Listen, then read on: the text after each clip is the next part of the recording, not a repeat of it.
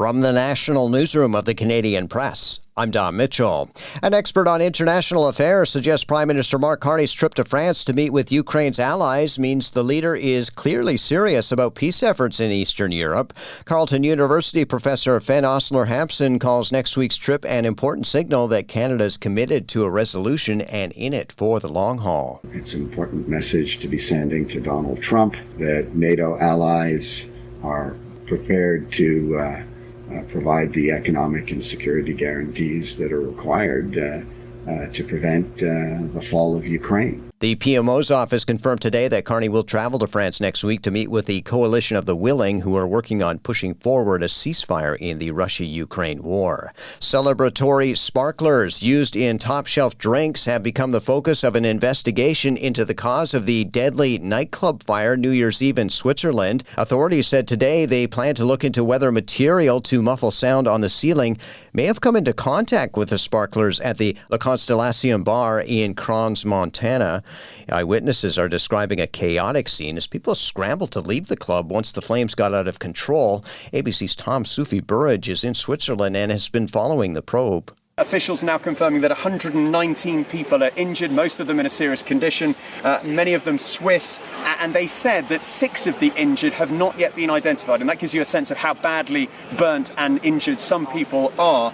No indication at this stage that any US nationals are amongst the injured or the dead, the missing. Meanwhile, Global Affairs Canada says there's still no word of any Canadians among the 40 that were killed, but are keeping in touch with Swiss authorities.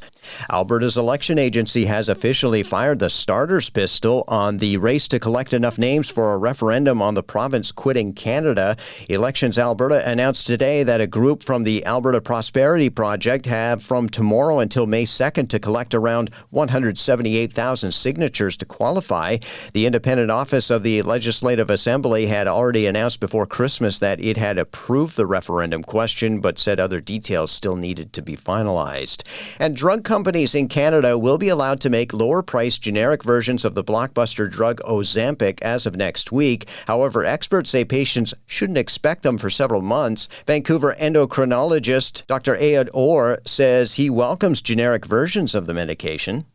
I would say that the biggest barrier to Ozempic is not side effects or worries about its efficacy, but its cost. You know, when you're talking about $200, $300, $400 a month, a lot of people, that is just impossible. Novo Nordisk let its patent on semaglutide, the active ingredient in Ozempic and Wegovy, expire in Canada, paving the way for losing its regulatory exclusivity this Sunday.